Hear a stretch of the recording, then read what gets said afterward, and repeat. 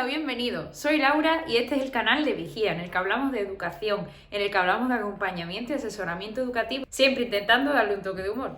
Hoy vamos a hablar de sexualidad en la infancia, porque seguro que nos hemos visto en esos momentos de que nos salen los automáticos y decimos lo de no te toque el chochete, no te toque la colita, nos preguntan de dónde vienen los niños y nos quedamos un poco como bloqueados. Y como sé que este tema nos preocupa, nos genera un poquito de incertidumbre y a veces no sabemos muy bien cómo gestionarlo, os voy a dejar en la cajita un enlace a la formación, al curso online que tenemos en Vigía sobre este tema, que consiste en vídeos muy cortitos que podéis hacer a vuestro ritmo, que una vez que os inscribís podéis tenerlo para siempre, para consultarlo en cualquier momento, y que creemos que os puede ayudar a facilitaros todo este camino de la sexualidad, que sabemos que no es fácil y que muchas veces nos vemos ahí un poco desbordados y desbordadas porque nos faltan herramientas, nos faltan recursos y nos faltan formas de responder. En primer lugar, tenemos que tener claro que cuando hablamos de la sexualidad en la infancia, no estamos hablando de la sexualidad como la entendemos los adultos y las adultas. Es decir, cuando a un adulto o a una adulta nos dicen la palabra sexualidad, normalmente pues pensamos en relaciones sexuales, en placer, aunque ya veremos que son muchas más cosas y en ese curso lo ampliamos un montón en cuanto a la definición. Sin embargo, cuando hablamos de niños y niñas, la sexualidad, vamos a ver ahora que es mucho más amplia y que normalmente no es una sexualidad en búsqueda de placer, sino más bien en búsqueda de conocimiento, de autoconocimiento, de satisfacer curiosidades y también una necesidad de exploración, una necesidad básica. La sexualidad en la infancia, por tanto, está muy vinculada con la búsqueda de quién es, de quién soy, quién es ese niño o esa niña, con esa exploración y ese autoconocimiento de saber quién soy y en qué me estoy convirtiendo. No obstante, no podemos pensar la sexualidad en la infancia simplemente en cuando el niño se toca o se explora, o cuando la niña se refriega contra algún sitio porque se supone que está obteniendo placer. Nos tenemos que ir mucho más atrás. La sexualidad en la infancia existe desde el momento en el que en una ecografía nos dice el doctor o la doctora es un niño o una niña y automáticamente se pone en marcha un mecanismo de comprar cosas, normalmente azules o rosas, cada vez menos, pero es verdad que seguimos sin ver un carrito rosa para un niño, por ejemplo, o cada vez son más neutros, ¿no? Pero se pone en marcha un dispositivo y un mecanismo de colores, rosa o azul, o colores neutros, o empezar a pensar si le ponemos pendiente o no, o incluso pensar el nombre. Ya en ese momento pensamos si va a ser niña, que es algo sexual, le ponemos un nombre, y si va a ser niño le ponemos otro. Entonces, claro, la sexualidad existe mucho antes de lo que algunas veces pensamos. Además, la sexualidad en la infancia nos está hablando de cómo es el niño o la niña, de qué siente, qué ropa le gusta llevar, cómo se expresa, cómo se relaciona. O sea, estamos hablando de una amalgama mucho más grande de lo que en principio tenemos en mente cuando hablamos de sexualidad en la infancia. Pero bueno, estaréis pensando, Laura, yo le he dado este vídeo porque yo quería que tú me hablaras de cómo gestiona este tema de la sexualidad, que a veces me siento súper perdida, me siento súper perdido y no sé cómo darle respuesta a los niños y a las niñas. O le estoy temiendo a ese momento, ¿no? De, papá, mamá, ¿cómo se hacen los niños? Yo creo que ese es uno de los temas más temidos y como que en la familia se rifa, ¿no? Pues pregúntale a tu padre o pregúntale a tu madre.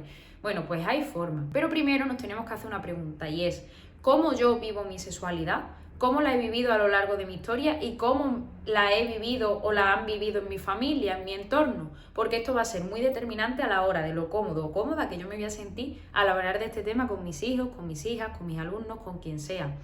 Cómo yo vivo mi sexualidad, si la he vivido desde el tabú o desde la libertad absoluta, si ha sido un tema que se ha tratado o un tema que no se ha tratado, va a determinar mucho en cómo voy a educar a los niños y las niñas que tenga cerca en este sentido. ¿Qué cosas podemos evitar? Pues podemos evitar reír y ridiculizar al niño o a la niña por las preguntas o los comentarios que nos hagan. Tened presente que cuando un niño o una niña nos hace una pregunta de este tipo, un comentario de este tipo, hay una curiosidad, hay una duda, que para nosotros y nosotras puede ser lo más obvio del mundo, pero para esa personita no. Entonces evitamos ridiculizarlo, evitamos reírnos, evitamos ir con el cotilleo y a contárselo a otras personas. Eso lo que hace es que el niño, si se llega a enterar de que otras personas lo saben, pues le da vergüenza y termina por no hacer esas preguntas. Vamos a evitar prohibir que nos pregunten, prohibir conductas.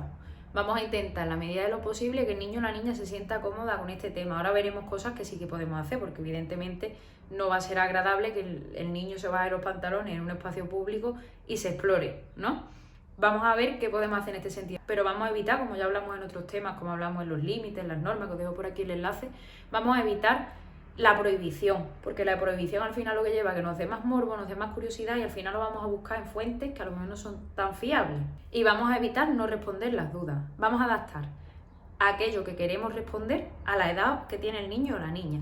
Pero no le decimos eres muy pequeño, eres muy pequeña para eso, o ya sabrás cuando seas adulto, no, porque la duda la tiene ahora. Y de nuevo os digo, si nosotras y nosotros no respondemos a esa duda, va a encontrar la manera de responderla. Y más, hoy en día que tenemos un móvil a los 9-10 años, súper pronto, o incluso antes si tenemos acceso a otros dispositivos. Entonces, vamos a intentar que la información la demos nosotros, la demos nosotras y venga de quienes queremos.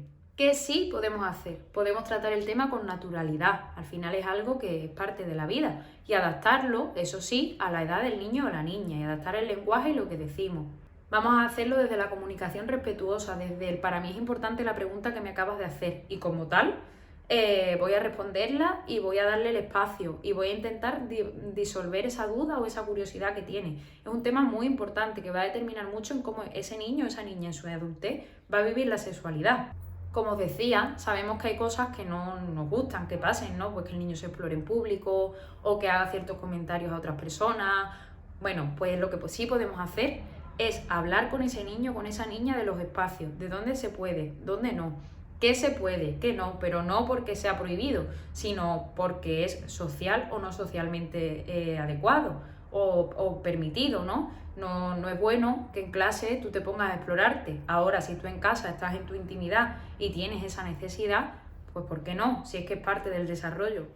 Y súper importante hablar y trabajar el respeto al propio cuerpo, trabajar el consentimiento desde muy pequeños y desde muy pequeñas, porque vamos a evitar que haya violencias sexuales hacia los niños y hacia las niñas. Sé que este es un tema un poco feo, un tema peliagudo, pero que hay que tratar. La mayoría de abusos se producen entre personas del entorno, personas conocidas.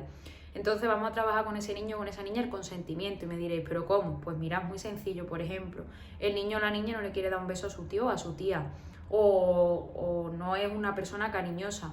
Si no quiere, no pasa nada, no se le obliga, porque entonces lo que le estamos enseñando es, da igual que tú quieras o no, me da igual si te lo dice otra persona, tú tienes que hacerlo. Y al final estamos haciendo que el niño trabaje en la complacencia, que no está mal, pero digamos que en el tema sexual es como que lo opuesto al consentimiento. O simplemente ayudándole a que tome decisiones, a que sea consciente de lo que quiere, de lo que no, en cuanto a la ropa, en cuanto a la comida, incluso, ¿no? Teniendo opciones varias que le gusten, no que sea lo que el niño o la niña le sale de ahí abajo, pero sí que tenga siempre varias opciones. Y así ayudamos a que trabaje lo que le gusta, lo que no, lo que quiere y lo que no. Y el respeto al propio cuerpo, a yo me toco si yo quiero y a mí me toca quien yo quiera y cuando yo quiera. No por ser un familiar, un amigo, alguien de mi entorno, tiene derecho a tocar mi cuerpo si yo no quiero. Como sabéis, o quizá no lo sabéis, he escrito este libro que se llama Moquita Emosex. Yo soy trabajadora social, educadora social y tengo formación en sexología aplicada a la intervención social y educativa.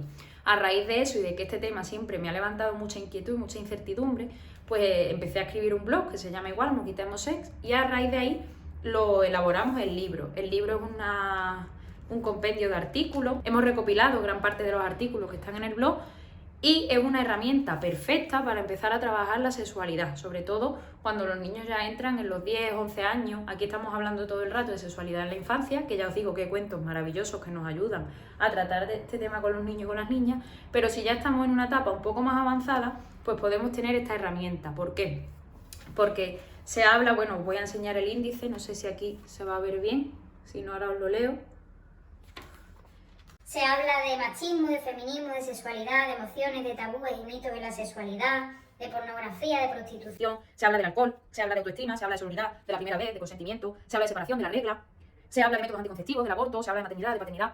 Y además, como son artículos sueltos, lo podemos utilizar para trabajarlos en familia o darle el libro al niño o a la niña y que se lo lea y si tiene dudas que nos pregunte. Es una herramienta que nos facilita el poder tratar estos temas con los niños y con las niñas, porque además al final tiene una propuesta de trabajo que consiste en una batería de preguntas por cada artículo, preguntas muy sencillitas y muy fáciles, que nos pueden ayudar, pues eso, ya bien sea a hablarlo en familia o a que el niño o la niña lo haga por su cuenta, pero es otra fuente de información fiable, porque además son reflexivos, es decir, se trata de que el niño o la niña piense sobre las temáticas que aquí se tratan, con el objetivo de que cuando se enfrenta a ciertas cosas, como por ejemplo a ver pornografía, pues sepa que eso que está ahí es ficción, no es realidad y que la realidad es otra cosa. Entonces, una herramienta que nos facilita ese camino, una fuente fiable de información. Queda a vuestra disposición para lo que necesitéis, pasaros por el curso de sexualidad en la infancia y echarle un vistacito por si os interesa, y cualquier cosa no dudéis en contactar conmigo. Os mando un abrazo muy grande. Esto de la sexualidad realmente es muy bonito y muy diverso, y cuanto más sabes, más quieres saber. Un abrazo.